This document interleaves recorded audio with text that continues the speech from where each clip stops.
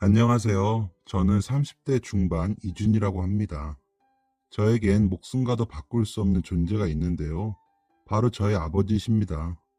그런데 사실 그분은 저의 진짜 아버지는 아닙니다. 무슨 홍길동 같은 소리냐고요? 아버지가 없지만 아버지가 있는 저의 이야기. 지금부터 시작해 보겠습니다. 애비 없는 자식. 어렸을 때부터 늘 저를 따라다니는 말이었어요. 그 말을 처음 들은 것은 어렸을 때 어머니를 따라 시장에 갔을 때였습니다. 어머니는 노점에서 나무를 파는 일을 하셨습니다.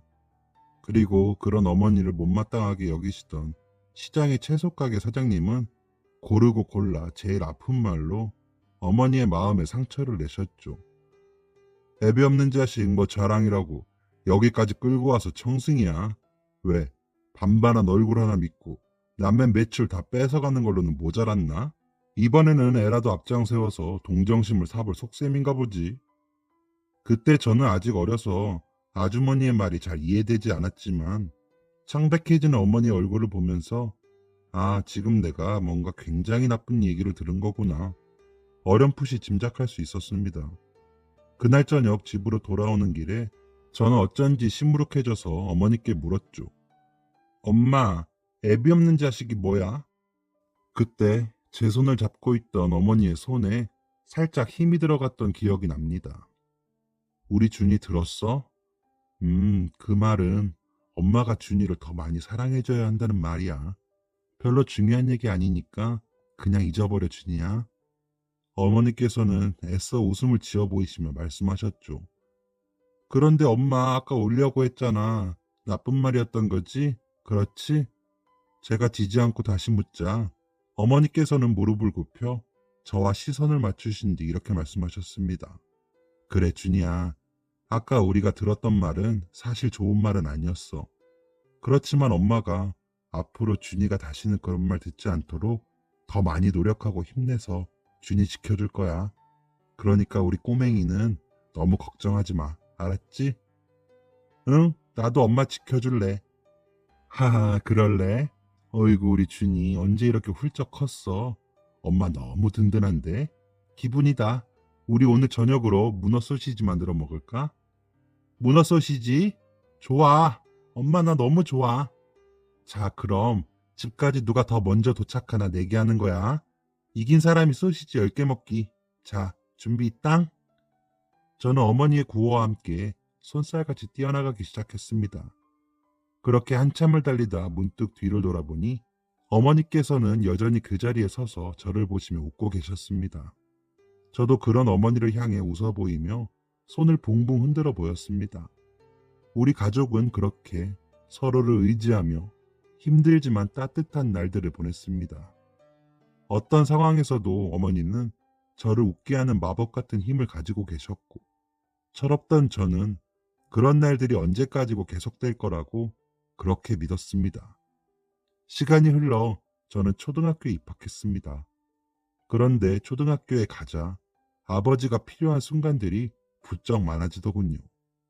운동회에서 아빠들의 계주 경기를 할 때, 학부모 공개 수업을 할 때, 저는 아빠가 있는 친구들이 너무 부러웠습니다. 초등학교에 입학하며 열심히 공부하고 엄마 말 잘 듣는 착한 어린이가 되겠다. 고 큰 소리 땅땅 치던 저는 어느새 사라지고 삐뚤어진 10살 어린이가 되어버렸죠. 별것도 아닌 일에 어머니께 떼를 쓰고 심지어 어머니를 창피하게 여기기도 했습니다.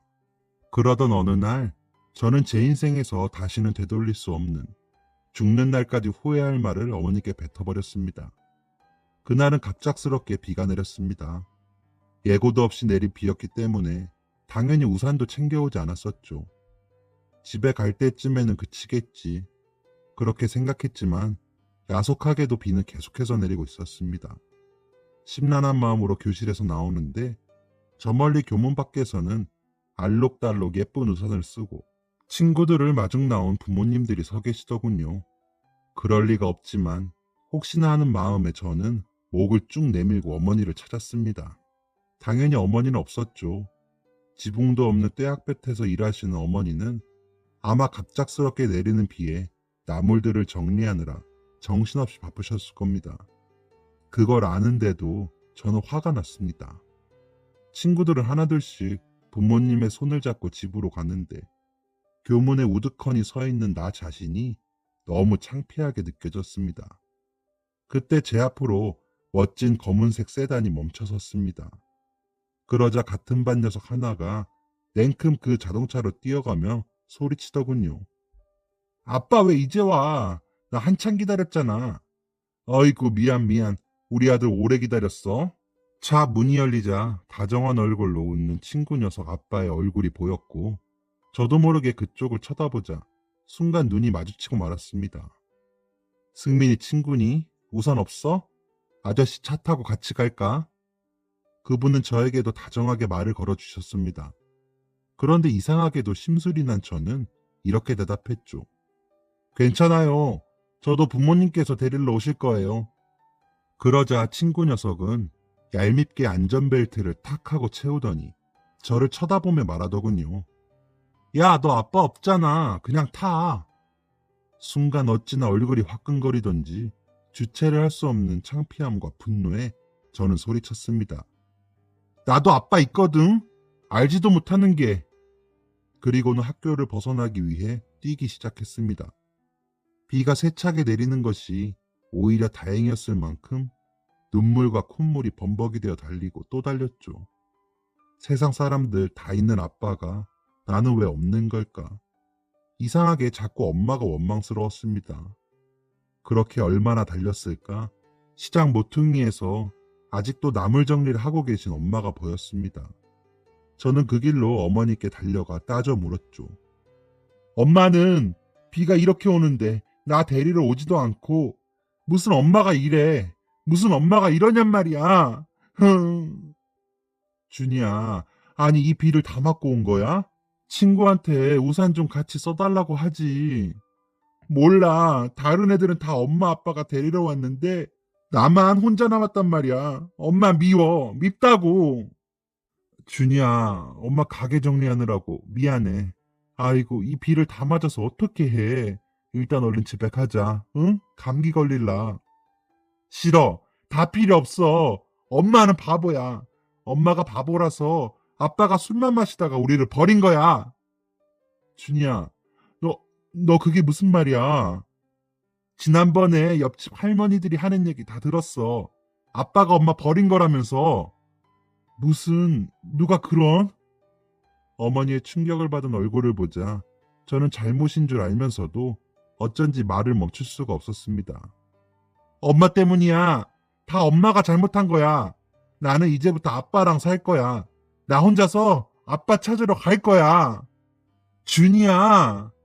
그 말을 끝으로 저는 뒤를 돌아 목적지도 없이 뛰기 시작했습니다. 뒤에서 어머니의 목소리가 들렸지만 무시했죠. 그러나 10살짜리 어린애가 갈 곳은 없었고 저는 결국 집으로 돌아왔죠. 아까 내가 너무 심했나? 아니야, 엄마가 나빠. 그래도 아까 엄마 슬퍼 보였는데. 이런저런 생각을 하며 집으로 가는데 담임 선생님께서 우산을 들고 저희 집 문 앞에 서 계셨습니다. 선생님? 준이야, 너 어디 갔던 거야? 네? 아니, 저는 그냥 동네에 있었는데요. 준이야, 놀라지 말고 들어. 병원에서 학교로 연락이 왔어. 어머님께서 교통사고를 당하셔서 지금 병원에 계셔. 네? 엄마가요? 어디 병원인데요? 우리 엄마 많이 다치셨대요? 지금 선생님이랑 같이 가보자. 저는 선생님의 차를 타고 병원으로 달려갔습니다. 괜찮을 거야. 아무 일도 없을 거야. 그렇게 애써 마음속으로 되뇌이면서 말이죠. 병원에 도착하자마자 저는 응급실로 달려가 소리쳤어요. 엄마! 엄마 어딨어? 미친 듯이 소리치며 응급실을 뛰어다니는 저를 보고 한 간호사가 다가와 뭐라 말을 걸었습니다. 그런데 이상했어요. 분명히 무슨 소리를 들었는데 세상이 빙빙 돌고 귀에는 윙윙거리는 소리가 들려서 간호사의 말을 도무지 알아들을 수가 없었습니다. 그렇게 멍청하게 서 있자 그 간호사는 저를 데리고 어딘가로 향했습니다. 그리고 그곳엔 어머니가 계셨습니다. 준이야, 당장이라도 따뜻한 목소리로 나를 불러줄 것 같은데 어머니는 누워만 계셨습니다. 저는 떨리는 다리로 간신히 엄마가 누워 계신 침대로 걸어갔습니다. 엄마? 엄마 나왔는데. 엄마 눈 좀 떠봐. 엄마, 아까 나 때문에 화나서 그래? 일어나봐, 엄마. 엄마, 나 무서워. 무섭단 말이야. 김선하님, 오후 3시 40분 사망하셨습니다. 울고 있는 제 옆에서 의사가 설명을 해주시더군요. 그런데도 저는 믿기지가 않았어요. 아니, 믿을 수가 없었습니다. 아니야, 아니에요. 우리 엄마 지금 나 때문에 화가 나서 그래요. 아까 전에 엄마가 데리러 오지 않아서 제가 화를 냈거든요. 엄마, 이제 그만 화 풀어. 눈 좀 떠보란 말이야. 엄마, 나만 두고 가면 어떻게 해? 나 혼자 어떻게 해? 엄마, 나 무서워. 일어나, 엄마. 엄마. 저는 아무 소용없는 줄 알면서도 엄마의 손을 붙잡고 악을 쓰며 울었어요. 방금 전까지만 해도 같이 있었는데 어머니의 손이 너무 찼어요. 언제나 따뜻했던 내가 알던 어머니의 손이 아니었습니다. 고작 10살에 상주가 되어 장례식장에 앉아서도 믿기지가 않았어요. 다 거짓말 같았습니다. 장례식장에는 얼마 없는 어머니의 친척들과 지인들이 와 계셨습니다. 아우, 글쎄, 트럭이 오는 줄도 모르고 길을 건너다가 이 사달이 난 거라잖아. 아니, 점잖은 사람이 왜 그런 거래요? 아유, 저 잔망스러운 게 악다거니를 썼다네. 그 애비에 그 자식이지 뭐. 지 애비도 그렇게 술 마시고 사람을 괴롭히더니. 아유, 그나저나 저걸 이제 어떻게 하나. 작은 집이 맡을 거지. 제가 맡으라고요? 아유, 안 돼요. 우리 딸 이번에 아기 낳은 거 몰라요? 나는 걔 하나만으로도 벅차. 아, 형님이 데려가요. 아니, 왜 또 화살이 나한테 날아온대? 나라고 뭐 사정이 나은 줄 아나? 난 작년에 무릎 수술했잖아. 아우, 그럼 저 애를 어떻게 해요? 하는 수 있나 뭐. 고아원에 데려다 줘야지. 그게 무슨 소리입니까? 웅성거리는 조문객들 사이로 찢어질 듯 날카로운 고함 소리가 들려왔습니다. 돌아보니 그곳엔 덥수룩한 머리에 수염이 난 아저씨가 있었는데, 아니, 넌 선호 아니냐? 아니, 너 폐가 망신했다는 얘기는 들었다만 이게 얼마만이냐 그래? 어른들의 인사에도 저만 뚫어지게 쳐다보는 그 아저씨는 바로 제 삼촌이었습니다. 어렸던 제 기억에 삼촌이라는 존재는 없었지만 정황상 삼촌이었습니다. 엄마의 남동생이요. 준이야, 이제부터 너 나랑 살자. 우선 잠깐만. 아저씨는 어머니의 영정 사진 앞에 국화꽃을 올리고는, 누님, 못난 동생 이제야 찾아오네요. 준이 제가 책임지고 키울 테니까 걱정하지 말고 편히 가요. 하고 말한 뒤 아무도 없는 제 옆자리에 풀썩 주저앉았습니다. 그 후로 삼촌은 한 번도 제 옆을 떠나지 않았고, 그렇게 장례가 끝난 후부터 저와 삼촌의 동거가 시작되었죠. 친척들의 말처럼 삼촌은 폐가 망신한 상태였습니다. 삼촌이 살고 있는 집은 서울에 아직도 이런 집이 있나 싶을 정도로 다 쓰러져가는 판잣집이었죠. 가장 고역이었던 것은 화장실이었는데 삼촌의 집안에는 화장실이 없었습니다. 푸세식 화장실이 집 밖에 있는 구조였죠. 그곳에는 마땅한 전구도 달려있지 않아서 밤에 화장실을 갈 때는 후레쉬를 들고 나가야 했습니다. 저는 그게 너무 무서워서 애국가를 부르며 용변을 보고 했답니다. 어쩌다가 후레쉬 불빛에 검이라도 비치는 날에는 혼비백산하여 아침까지 용변을 꾹 참기도 했습니다. 어머니 말씀으로는 분명히 삼촌이 대학도 가고 좋은 회사도 다닌다고 하셨는데 도대체 어쩌다 이렇게 되신 걸까 미스터리였죠. 그래도 전 삼촌과 함께 지내는 것이 좋았습니다. 없는 형편이지만 제 밥상에는 제가 제일 좋아하는 계란 프라이가 빠지지 않고 올라왔을 정도로 삼촌은 저를 아껴주셨습니다. 왜 나만 먹어? 삼촌도 같이 먹자. 삼촌은 아까 점심 많이 먹어서 생각이 없네. 준이 많이 먹어. 나중에 알았지만 사실 삼촌은 저를 책임질 경제적 여력이 전혀 없었습니다. 10년 전 삼촌은 보증을 잘못 써서 빚을 잔뜩 지게 되었고 사채업자들이 매일같이 회사에 찾아가는 바람에 회사도 그만둬야 했다고 합니다. 그래서 삼촌은 낮에는 온 동네를 돌아다니며 고물을 주우시고 밤에는 대리운전을 하며 빠듯한 생활을 하고 계셨던 거죠. 중학교를 졸업할 때쯤 저는 혼자 고생하시는 삼촌을 차마 더 이상 두고 볼 수 없어서 고등학교를 가지 않겠다 선언했습니다. 삼촌과 함께 돈을 벌 생각이었죠. 하지만 삼촌은 절대 허락하지 않으셨습니다. 삼촌과 함께 산 이후로 그렇게나 많이 화가 나신 모습을 본 것은 그때가 처음이었어요. 안 돼! 노기가 충만한 목소리에 절로 몸이 움츠러들었지만 저는 물러설 수 없었어요. 하지만 삼촌, 고등학교는 중학교랑 달라. 교복도 너무 비싸고 문제집에 학원비에. 그러지 말고 우리 같이 일하면 좋잖아, 응? 준이야 그만. 네 뒷바라지는 삼촌이 해. 넌 아무 걱정하지 말고 공부만 하면 되는 거야. 누님 앞에서 한 약속이다. 앞으로 이 문제는 다시 입 밖으로 내지 않았으면 좋겠다. 너무나 단호한 삼촌의 앞에서 저는 더 이상 어떤 말도 할 수 없었습니다. 고등학교 입학식 날 교복을 입고 집을 나서는 저를 보며 더없이 행복한 얼굴로 웃는 삼촌을 보면서 저는 꼭 열심히 공부해서 성공할 거야. 그래서 삼촌께 보답할 거야. 하고 다짐했습니다. 그날부터 저는 무조건 공부에만 몰두했습니다. 매일 새벽 2시까지 공부를 하다가 잠에 들고 6시에 일어나 다시 책상에 앉았죠. 삼촌을 도우려면 이 길밖에는 없다. 그렇게 저는 제 자신을 몰아붙였습니다. 그러던 어느 날 눈이 핑 돌더니 코피가 나더군요. 맹목적으로 돌진만 하다 탈이 난 거였습니다. 이대로는 안 되겠다 싶어서 저는 체력 향상을 위해 아침 운동을 계획했습니다.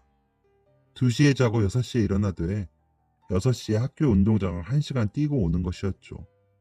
모처럼 새벽 공기를 맡으며 아무도 없는 학교에 들어서자 어쩐지 으스스함이 느껴졌습니다.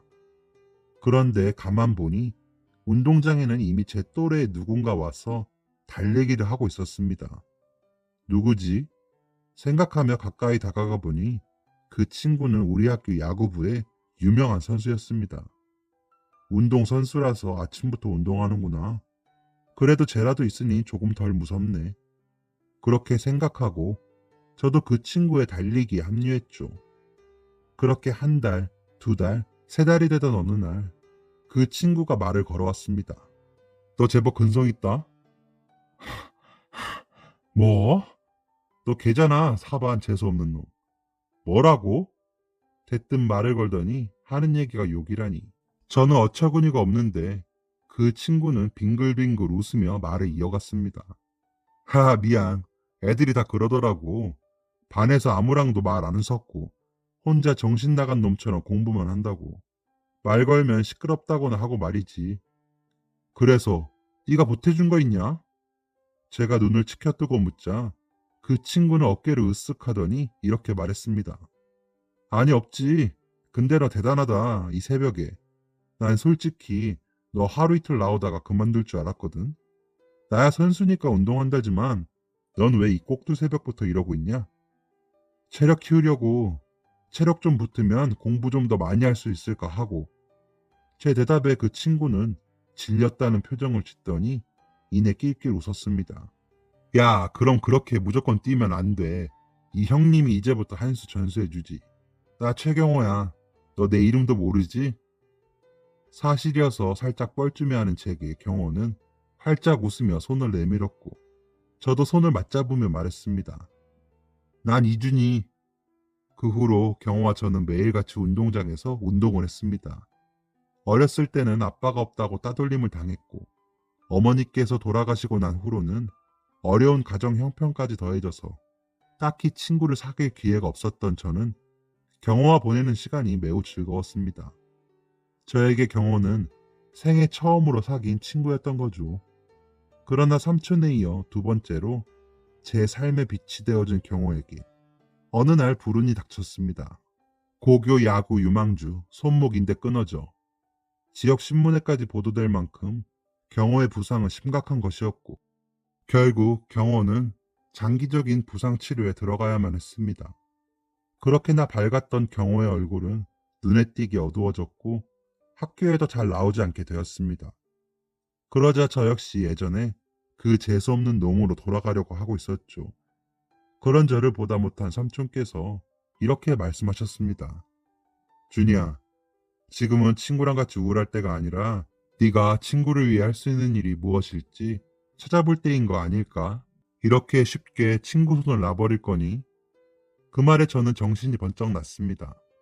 어머니를 잃고 삶의 의미를 잃어버린 제게 삼촌이 그래주셨던 것처럼 저 역시 친구를 도와야 한다는 것을 삼촌이 깨우쳐 주셨던 겁니다. 저는 다른 건 몰라도 컴퓨터로 하는 것은 무엇이든 자신 있었기 때문에 학교 친구들을 대상으로 경호를 위한 응원 메시지 남기기 페이지를 개설했습니다. 결과는 대성공이었습니다. 학교 친구들을 시작으로 지역 사람들, 나아가 전국에 있는 사람들이 경호에게 따뜻한 응원을 남겼습니다. 사람들의 바람이 전해진 걸까? 다행히 경호는 무사히 손목 수술을 마칠 수 있었죠. 우리는 다시 서로의 미래를 응원하는 친구 사이가 되었습니다. 이 모든 것이 삼촌의 깨우침이 없었다면 할 수 없었던 일이었죠. 시간이 흘러 고3이 된 저는 당연하게도 컴퓨터 공학과에 지원하였고 그렇게 원하는 대학에 입학하게 되었습니다. 사실 학비가 걱정되어 대학교에 가는 것은 기대도 하지 않았었지만 이번에도 삼촌은 등록금을 구해 오셨더군요. 그 즈음에 삼촌의 어깨와 팔목에는 파스가 점점 늘어갔습니다. 삼촌, 요즘에 왜 이렇게 파스를 많이 붙여? 아유, 이놈아, 너도 내 나이 되어봐라. 잔소리 말고 얼른 공부나 해. 이유를 물어도 삼촌은 귀찮다는 듯 시큰둥하게 대답하고 손을 휘휘 저을 뿐이었죠. 저는 그럴수록 더 이를 악물고 공부에 매진했습니다. 그리고 마침내 동기들과 함께 병원 치료 앱을 개발했죠. 병원을 단순히 찾아주는 앱이 아닌 스포츠 선수들이 실제로 다니는 유명한 병원을 소개하고 연결해주는 앱이었는데 여기에는 경호의 도움이 컸어요. 녀석은 고등학교 때만은 아니더라도 이름 있는 프로야구 선수가 되었거든요. 틈새 시장을 겨냥했기 때문이었는지 결과는 대박이었습니다. 어느 날 저는 한 잡지사와 인터뷰도 하게 되었습니다. 젊은 나이에 이렇게 큰 성공을 거두는 게 쉽지는 않은 일인데요. 치료와 스포츠, 그리고 컴퓨터를 합한 사업이라니 굉장히 특이해요. 이준희 대표님이 이런 사업을 구상하게 된 배경이 있을까요? 라는 기자의 질문에 저는 이렇게 대답했습니다. 어릴 때 고아가 된 저를 삼촌께서 맡아주셨어요. 그리고 지금의 저를 만들어 주시기 위해 너무나 큰 희생을 하셨죠. 어릴 때 저는 삼촌과 단칸방에서 지냈는데 하루도 삼촌의 파스 냄새를 맡지 않은 날이 없었어요. 그럴 때마다 좋은 의사 선생님께 삼촌을 치료받게 해드리고 싶다는 생각을 했습니다. 그리고 평소에 부상을 달고 사는 운동선수들이라면 누구보다 치료에 대해 잘 알 테니까 두 분야를 합쳐본 거죠. 아, 결국 삼촌분께서 영감을 주셨다는 말씀이시네요. 맞습니다. 제가 개발한 이 앱과 함께 제 삼촌이 또 다른 많은 환자분들이 고통에서 벗어나시길 바랍니다. 인터뷰를 한 직후 제가 개발한 앱은 효자가 만들었다더라며 사람들에게 더 많은 관심을 받게 되었습니다.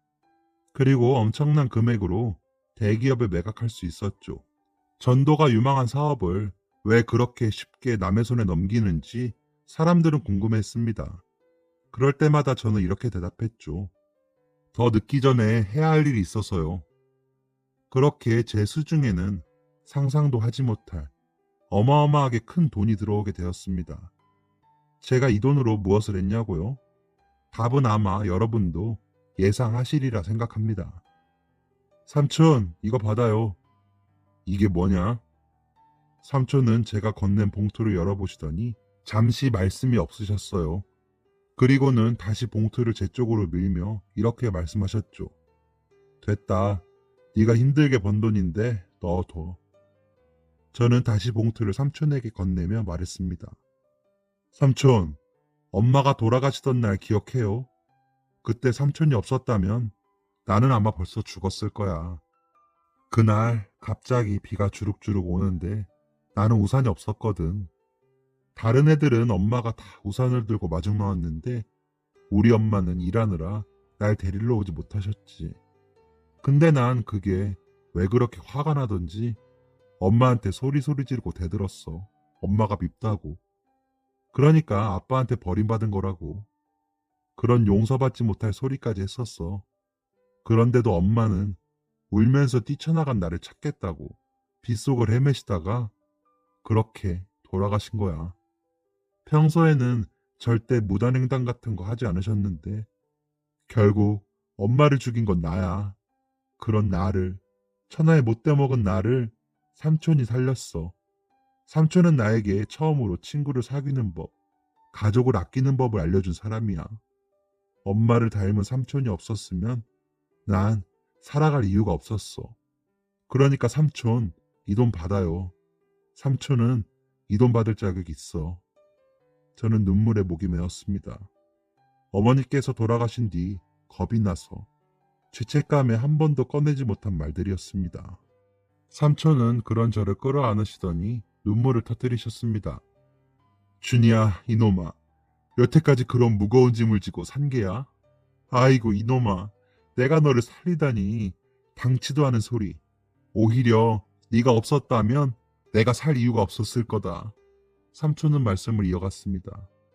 부모복 없는 건 팔자인 건지 나도 너처럼 부모님을 일찍 잃었단다. 그래도 나에겐 네 엄마, 누님이 계셨지. 누님은 나에게 아버지이자 어머니였어. 누님은 내 학비를 벌겠다고 그 어리고 예쁜 나이에 모든 걸 다 포기하고 새벽부터 공장에 나가셨지. 내가 좋은 옷 입고 좋은 학교 다니는 동안 누님은 그렇게 시들어 가셨던 거야. 그래서 네 아버지, 미안하지만 그 호랑말코라고 불러도 시원찮은 놈에게 넘어가셨던 게지. 그놈은 처음부터 누님이 힘들게 모으신 돈에만 목적이 있었는데 내가 조금만 누님의 외로움에 신경 썼다면 그런 일이 벌어지지 않았을 텐데. 학교 다닌다고, 회사 다닌다고 바빠서 모른 척 했지. 아니 어쩌면 내심 나는 누님이 창피했는지도 몰라. 그렇게 정신을 차려보니 누님의 뱃속에 준이 네가 생긴 후더구나. 그런데 그놈은 뻔뻔스럽게도 누님을 나몰라라 하는 거야. 난 이제라도 그놈에게 찾아가 누님을 책임지라고 멱살을 잡고 으름장을 놓았지. 그런데 그놈은 눈도 깜빡하지 않고 이렇게 말하더구나. 자기가 이제 사업을 할 건데 돈이 필요하다고 잘 나가는 처남 덕 좀 보자고. 그러면서 나에게 보증을 서라고 하더구나. 그러면 네 누나와 결혼하겠다고 하면서 말이지. 그래, 나한테는 선택지가 없는 일이었어. 누님을 위해서라면 마다할 일은 아니었지. 그런데 보증을 서자마자 그놈은 도망가 버리더구나. 집은 넘어가고 사채업자들은 날마다 회사로 찾아오고 그래서 난 회사도 도망치듯 그만두고 그놈을 찾아 나섰지. 돈도 돈이지만 홀로 남은 누님과 너를 위해서기도 했어. 우여곡절 끝에 어느 시골 따방에서 그놈을 찾아내 경찰에 넘겼지만 허참 웃기는 세상이지. 알코올 중독자인 그놈은 그놈의 술 때문에 감형이 되더구나. 그러더니 얼마 못 가 그 술 때문에 죽었다는 소리가 들려왔어. 그 치가 떨리던 놈이 그렇게 되고 남은 건 결국 산더미처럼 불어난 빚뿐이었어. 사채업자들에게 쫓기는 통에 행여 누님까지 위험해질까 그 후로 쭉 너희 모자와 거리를 둘 수밖에 없었단다. 살림살이가 조금 나아지면 꼭 누님을 돕고 싶었는데 결국 누님을 쏙 빼닮은 너에게 나는 또 이렇게 은혜를 입는구나. 준이야. 긴 이야기를 마치신 삼촌은 어쩐지 후련한 듯 회한에 젖은 듯한 눈으로 저를 쳐다보셨습니다. 저는 씩 웃으며 삼촌에게 말했습니다. 그럼 우리는 서로를 살린 거네요, 삼촌. 허허, 그게 그렇게 되나? 삼촌도 저를 마주보며 웃으셨습니다. 그래도 옛날에 그 푸세식 화장실은 좀 너무했어.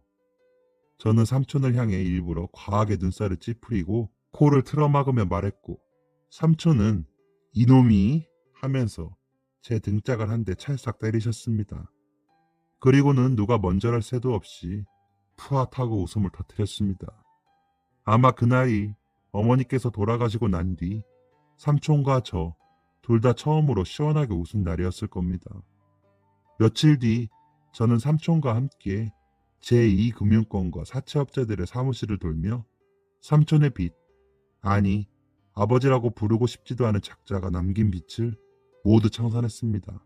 마지막 빚까지 갚은 뒤 집으로 돌아오면서 저는 잠시 걸음을 멈추고 앞서 걷는 삼촌을 바라보았습니다. 조금이나마 가벼워 보이는 어깨를 가만히 보고 있자니 어쩐지 마음이 따뜻해지는 것 같았습니다. 그리고 그 어린 날 문어 소시지 10개를 먹겠다고 달려가는 제 뒷모습을 하염없이 바라보시던 어머니의 마음이 이런 거였을까 하는 생각을 하게 되었죠. 몇 걸음 먼저 걸음을 옮기시던 삼촌이 환히 웃는 얼굴로 문득 뒤를 돌아보셨고 저는 예전에 엄마께 그러했듯이 삼촌을 향해 마주 웃으며 손을 붕붕 흔들어 보였습니다. 실로 오랜만에 맞이하는 따뜻한 날들이었죠. 그로부터 한 달쯤 시간이 흘렀습니다. 저는 지금 한 아파트 입구에서 삼촌을 기다리고 있습니다. 3시에 만나기로 했으니까 이제 한 5분 뒤면 도착하시겠네요. 아니, 왜 집 놔두고 쓸데없이 밖에서 만나자는 거냐? 고 의아해하는 삼촌에게 저는 왕거미가 나오는 집 싫어서 그런다. 왜? 하고 대답할 겁니다. 그리고는 저를 째려보는 삼촌의 손을 가만히 잡고 305동 1101호로 들어갈 겁니다. 그리고 햇살이 제일 잘 들어오는 방문을 열고 삼촌께 이렇게 이야기할 거예요. 여기가 이제부터 우리가 함께 살 새 집이라고. 그리고 이 방이 아빠 방이라고. 아마 삼촌은, 아니 아빠는 깜짝 놀라시겠죠. 무뚝뚝하지만 마음 여린 우리 아빠 또 오실지도 모르겠네요. 그래도 많이 기뻐하시겠죠. 아, 벌써부터 떨리네요. 여러분께서도 저와 삼촌, 아니 우리 아빠와의 새 출발을 응원해 주세요. 감사합니다. 지금까지 사연 들어주셔서 감사합니다. 사연이 재밌으셨다면 구독과 좋아요를 눌러주세요. 감사합니다. 안녕히 계세요.